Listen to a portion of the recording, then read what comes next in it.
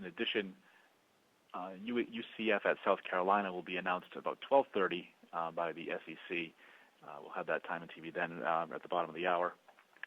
In the meantime, we've been joined by Coach Matt Rhule from Temple. The Owls are 2-0 overall, 1-0 in the American Athletic Conference. Temple was in action this past Saturday at Cincinnati. Temple won the game 34-26. Up next for the Owls will be this Saturday at Massachusetts, 3 p.m. Eastern Time start on ESPN3.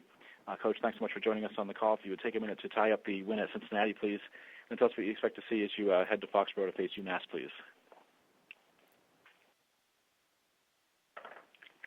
Play against an outstanding American Conference team, Cincinnati. That was a great environment. They played really well. I thought we played well at times, and we were happy to come away with the win. Really proud of our kids for continuing to play all the way to the fourth quarter, making a play at the end of the game. Had some tough breaks go against us. They had some tough breaks go against them, but both teams just kept persevering and fighting. A lot of respect for their offense. And defensively, I know we're not happy with giving up 557 yards of offense. We have a lot of work to do, and offensively, we have to get off to a better start. We're not doing that right now. Special teams, I thought, were really good for us. Proud of Jahad Thomas and the job that he did as well as everybody else. And now we'll look ahead to a UMass team that's a very dangerous team, extremely well coached, great quarterback in front Fronaffle, great wide receiver in Sharp, and 9 seniors on defense. So we have our work cut out for us. We began this morning, and we're excited. Take questions for Coach Matt Rhule, please. Hit *1 on your telephone to join the queue. Then the operator will introduce you. We'll go first to Mike Kern of the Philadelphia Daily News. Hey, Matt, how you doing? Good, Mike. How are you? Hey, just wondering, your team's been the underdog these first 2 games and has obviously responded very well, and now you're being cast in a very different light, and it might be this way for a while. You're not the underdogs anymore. How are you going to get your kids to approach that and continue to do, going forward what you want them to do? Well, I think we're going to take the same approach each and every game, and that's, we're going to control what we can control. We're not going to, we can't control who we're playing or how they play. We can control ourselves. That being said, we're going to study the heck out of our opponent, and when you turn the tape on, you see how good of a passing game they have. You very quickly realize that they're going to test you in every single way possible. And I think the last part of it, Mike, is we're not happy with the way we played against Cincinnati. We have a lot of improvement to do in the passing game, a lot of improvement to do in the penalty game, a lot of improvement defensively, against the 2-minute offense. So the tape in and of itself has our guys, upset and wanting to play better. Matt, does that at all concern you, though? Your kids have bought into everything that you've obviously been getting to them. Now they're in a little different role. Does that concern you at all? Oh, absolutely. I think, we're always concerned with our approach. But as coaches, I think it's our job to trust our players, and trust the training. And, I think that's both with how you call the game. We want surprise on sides because we trust our players. We have to trust them that they're going to approach things in the right light each and every week. If they think that, they're just going to beat UMass by showing up, then we're out of our minds because this is a good, well-coached football team. And, I think our kids understand that now. They understand that, you turn the tape on, you see what they can do, what teams can do. So I think we have a veteran team that will approach it the right way every week. Thank you. Yes, sir. And we'll go next to John DiCarlo of owlscoop.com. You hear me okay, Matt? Yep. Hey, John. Yeah. Do you have any update on Broderick Gansey and how he's doing? Yeah, he's doing fine. He came home with us, and we don't know. I don't know if he'll be able to play this week, but he's going to class, and he's I think I was able to move around a little bit today in terms of running around a little bit. I think I wasn't in the training room with him, but I know he's moving around. He was at meetings and stuff, so he's doing well. Gotcha. This is a simple question about Tyler. I mean, as a freshman, he was tackling anything and everybody, and each year he's kind of made a progression, and you kind of got on him early about, saying, I need you to do more than tackling. Now, with the play he came up with on Saturday to clinch the game for you guys, how elite of a level is he playing at right now? I mean, how good is he compared to where he was when he came in as a freshman, and does he kind of just take another step up week after week after week in your eyes? Well, I know he made a big step from week 1 to week 2, and has a lot of things still he has to get better at, and he knows that. I mean, we've got to be a lot better in the passing game. That being said, I thought he made 2 great hustle interceptions by running the football, both great plays by Champ to knock the ball away on both those plays. But I think Tyler's always had a knack for making big plays. I just think he's constantly worked at his weaknesses, and that's allowed him to improve. And I know he's out there today trying to work on it as well. So the things he has to get better at. And it looked, just a last question for it, looked like Praise played a lot more. Is he starting to get back to, I guess, closer to 100%? Okay. You say that one more time. Oh, sure. Sorry? With Praise, it looked like Praise got a lot more snaps Saturday night. Is he kind of getting closer to being at full strength, I guess? I mean, obviously he's out there playing, but is he getting healthier and back to where he was before?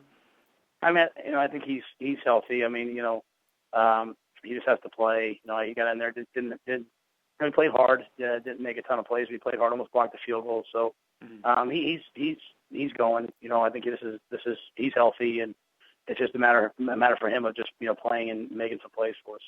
Gotcha. Thanks, Matt. Appreciate it. Sure, buddy. And we'll go next to Donald Hunt of the Philadelphia Tribune. Yes, Matt, how you doing? This is Don. Good. How are you? Yeah, doing okay. Listen, Matt, can you talk about Jihad and the type of game that he had? I mean, it's just phenomenal with the kickoff return and all the yards that he's gaining on the ground. Looks like he's developing, at least right now, into one of the better running backs in the nation. Yeah, I thought Jihad played really well. I mean, a lot of things were blocked really well, but at the same time, he also made some plays where there wasn't really a great play there. So thought he bailed us out, both catching the football out of the backfield on special teams and obviously running the football. All that being said, I think he's out here today. He's got the right approach. I mean, he's upset about the fact that he fumbled the ball in 4 minutes, and really gave them one more chance to win the game. So as long as he continues to have that approach of, what can I get better at? What can I get better at? I think he'll get better week in and week out. And, he showed that he can carry the load and handle the carries, which is a credit to what he did in the offseason. Yeah. And can you talk about his transition? I mean, because he played defensive back for you for a few years, and now he's playing running back. And this transition seems to not only be good for him, but also to help PJ out. Yeah, I think he played DB as a freshman, and really going into his sophomore year was still a DB last year, and we really thought he was going to turn into a special DB. We moved him because of issues that we had depth-wise. I thought he got his feet wet last year, and now you can see with a full off-season of understanding the offense, he's becoming an impact player, someone that PJ can get the ball to in the passing game, and also he picks up blitzes. He does all the unsung things, and obviously a running game is a quarterback's best friend. So having that threat in the backfield has really helped us. I think overall as a team, and help keep the defense off the field and all the things that we're trying to get done. Okay, thanks a lot, man. Yes, sir. And we'll go next to Dick Weiss of the American Conference. Hey, Matt, how are you? Yes, sir. I'm doing well, Dick. How are you? I'm doing great. Your defense had 10 sacks first week, 5 turnovers the second week. Is this I know they gave up a lot of yardage to Gunnar Kiel, but is this the type of defense that is more capable of winning a big game than they were in the last 2 years? Yeah, I think they've made the plays that were there to make. And I know we had another fumble that we recovered, and then got overturned, and then we dropped the 2 picks. So we it wasn't a fumble, but the point being, we're trying to get the ball out there, trying to approach it. We didn't get the ball out against Penn State. We only had 1 turnover, so they went back to the drawing board, I think, and really they went back to the drawing board today. We got to get the ball out, and they showed up this week. So I think they're a defense that can, they'll attack, people's weaknesses. That being said, we didn't get to the quarterback this week. I think, Cincinnati's offensive line outplayed our defensive line. So, I know they're going to come back and be ready to go. But I think we're deep. We function as a group at a high level. Phil Snow does a great job, and they've come a long way, I think, in the past few years. And when you were recruiting Jihad, what was your vision of what he would be as a player when you first got him, and where is it now? Because I got the job, and so we didn't get until to January, and we already had TJ recruited, and he was his tailback. And as we kind of looked at him, TJ kept saying, "You got to look at my running back." We said, "Boy, this kid's really pretty good." We didn't know where he would fit, and when we got him, we just didn't feel like we had enough depth at DB. I never, we thought he was going to be a really good player. To say that he would, have these first 2 games, I'd love to say I knew it. I didn't know it, or else he'd have been playing running back from day one. So he's a versatile kid. He scores a touchdown at Penn State, and he runs down on the next kickoff. He to go tackle the guy. So he's just a guy that can do everything and will do everything. He's got a great attitude. you're developing a reputation for evaluating players very well at Temple. Is that something you look for when you recruit? And I think, I'd hate to take the credit for that. I think our staff does a great job in terms of, we're looking for guys that we think are really, really good athletes that work the way that we want them to work. And, we feel like when they get here, we'll try to develop them. I think our coaches are all really great teachers. And I think the biggest part of our program in the last 3 years has been our strength staff. Jeremy Scott and his staff, we're taking guys at, 170 pounds and getting them to 200 pounds, 195. We're growing guys. And that's a fun part of this. That's our job as coaches, is to develop and teach. And, we're trying to evaluate the right guys and then get them in here and develop them and teach them. Great. Thank you very much, Matt. Yes, sir. Yes, sir. And we'll go next to Shannon Green of the Orlando Sentinel. Hi, Coach. I think pretty much every question I had has been asked already. Sorry about that. That's okay. But since I have you on the line, one thing I do want to know is, headed into that game against Cincinnati, what kind of a statement were you guys hoping to? I'm sorry. It's a little funny. You said what kind of statement were we hoping to make, or I'm sorry. Yes. What kind of statement were you guys looking to make against Cincinnati? I think really for us, I don't even know what really is. I think we have just so much. Our kids, I think our kids are really football kids, and they recognize really good football teams. And, to go on the road and play a really good football team, we had that chance a couple times last year. You came down to UCF, went down to Houston, and really just, panicked in the moment and didn't play the way we wanted to play. So I think our kids, the thing that we want to do is just control ourselves, make sure the focus was completely on us, and then just not panic during the game. There was a lot of times in that game where we could have panicked, and we didn't. We just kept playing. And that's been our whole mantra the whole off season, and it showed up against really an outstanding team, a team that's going to win a lot of games. All right. Thanks, Coach. Yeah, thank you. And we'll go next to John Mitchell of the Philadelphia Inquirer. Hey, Matt, how are you? John, what's going on? Not much, man, not much. Hey, do you look at the Cincinnati game and kind of compare it to the game last year against East Carolina with your guys and tell them, hey, the defense is playing lights out, but we've got to get consistent offensively to really become the team we can be?